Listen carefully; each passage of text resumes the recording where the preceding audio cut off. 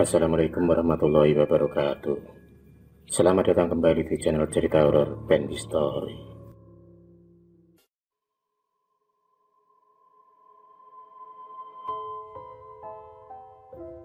Januari 2010 merupakan hari paling bersejarah di hidup Eva. Karena di hari itu, dia dipersunting laki-laki idamannya. Dialah Ragil. Salah satu laki-laki tertampan di kampus tempat Eva dan Ragil menimba ilmu. Siang itu Eva telah resmi dilamar kekasihnya. Dan kalau tak ada aral melintang, tahun depan mereka akan melangsungkan akad nikah. Ragil merasa beruntung karena berhasil memikat hati darah cantik yang sangat kaya raya itu. Bagaimana tidak? Aset yang dimiliki keluarga Eva tak akan habis sampai 7 turunan sekalipun. Tak hanya cantik, Eva juga kaya raya. Eva juga terkenal sangat baik dan dermawan. Itu terbukti dengan banyaknya panti asuhan di bawah naungan Eva. Eva sendiri adalah anak ketiga dari pasangan suami istri, Pak Tommy dan Bu Heni.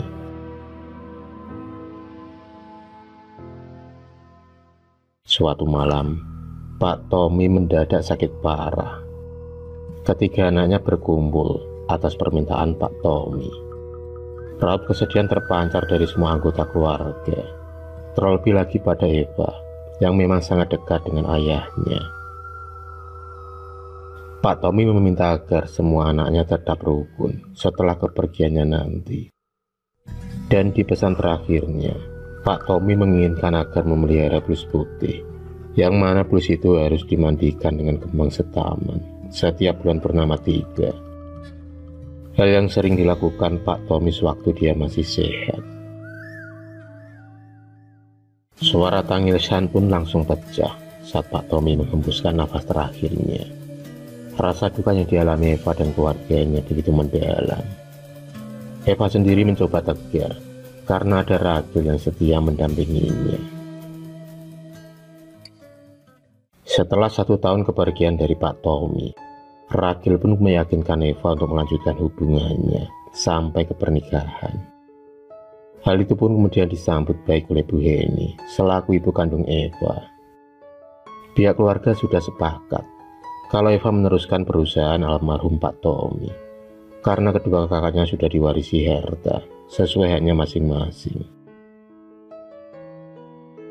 Pernikahan pun berlangsung sangat meriah. Ditambah lagi, Eva dan Ragil yang tampak begitu serasi.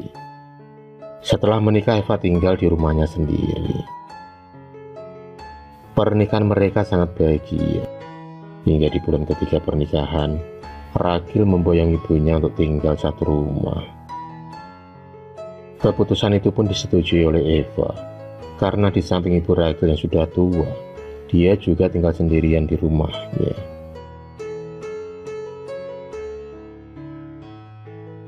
Ibu mertua Eva begitu baik dan sangat menghargainya sebagai menantunya. Keseharian Eva dihabiskan untuk bekerja dari pagi hingga malam. Otomatis Eva tak bisa menemani ibu mertuanya. Pagi itu, tak biasanya Eva kembali pulang ke rumah lantaran ada berkas penting yang tertinggal. Suasana begitu hening. Tak ditemukan orang di dalam rumah. Padahal pagi itu Ragil izin tak masuk kantor lantaran sakit perut. Eva pun kemudian mencoba kembali mencari keberadaan suaminya. Dan alangkah terkejutnya dia ketika tak sengaja lewat depan pintu kamar pembantunya.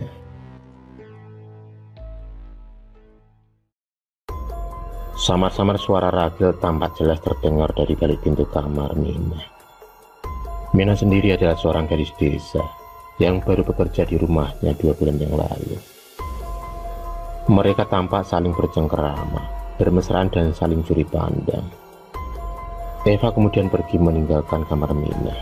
Meski sakit hati, tapi dia harus tetap tegar. Eva ingin membuat jera dan membalas rasa sakitnya secara perlahan. Setelah kejadian pagi itu, Eva pun merancang strategi. Dia ingin tahu niat Rachel sebenarnya. Apakah Minah yang terlalu menggodanya, atau sebaliknya? Rachel selama ini hanya menumpang hidup dan ingin menguasai harta Eva. Hingga setelah 8 bulan pernikahan, Allah pun menunjukkan kebesarannya.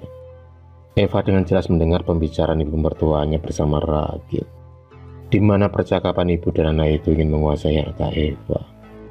Bahkan, yang paling membuat Eva sakit hati adalah ibu mertuanya menyebut Minah sebagai menantu idaman. Yang berarti secara tidak langsung, Rachel dan Minah menjalin hubungan telah mendapat restu dari ibu mertuanya. Kini sudah jelas, keputusan Eva untuk menggugat cerai Rachel adalah keputusan yang tepat. Dia tak ingin ada benalu dalam rumah tangganya. Apalagi benalu itu adalah suami dan ibu mertuanya sendiri.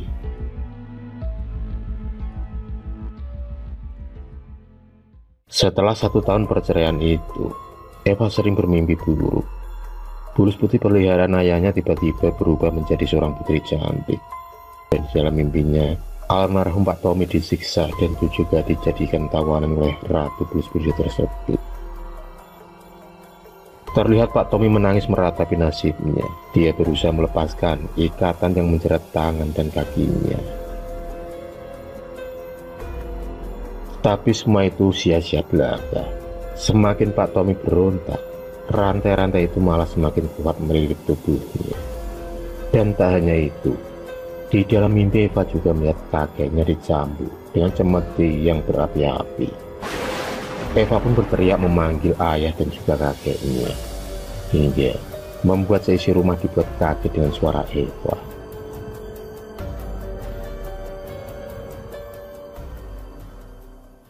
Eva pun kemudian dibangunkan oleh ibunya yang kebetulan menginap di rumahnya.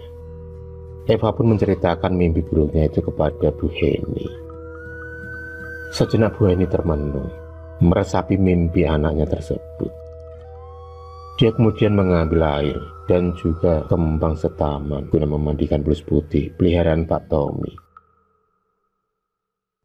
Di sisi lain, Rachel merasakan kesengsaraan hidup bersama Minah. Fasilitas kemewahan yang dulu pernah dirasakan saat bersama mantan istrinya kini terbanding terbalik. Jangankan mobil, motor saja Rachel tak punya.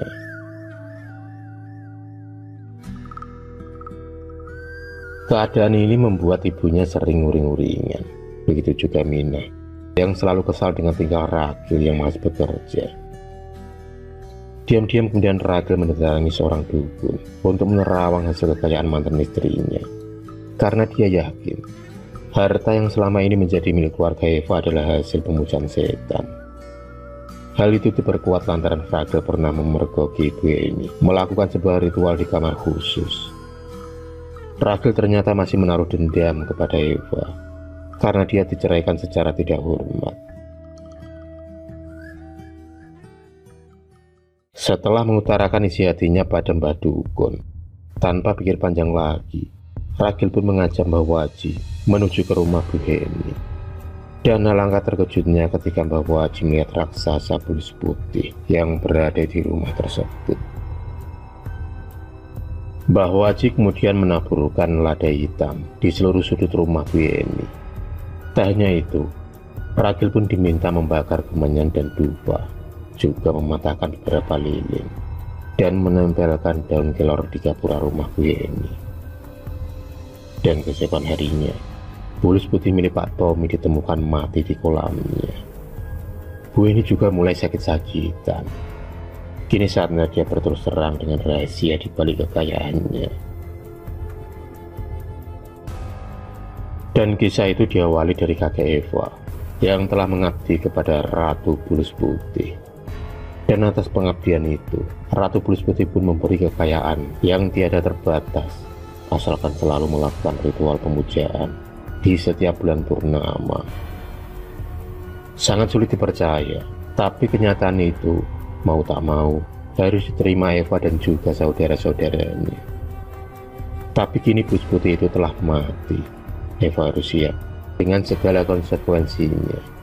termasuk harta yang akan habis secara perlahan. Dan itu ternyata benar adanya. Aset pun turun secara drastis, dan hutang pun di mana-mana.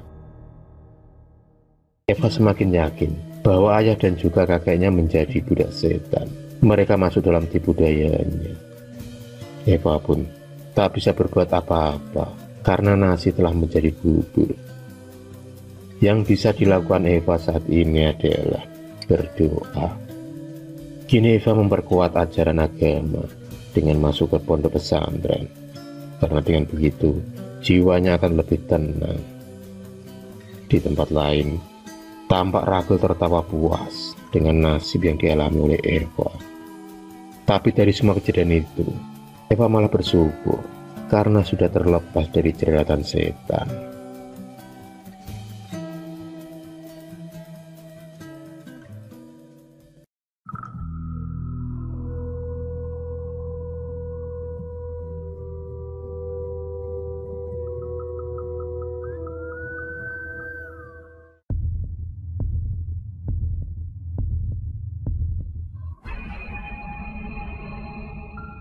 Terima kasih sudah menonton video cerita bergambar ini.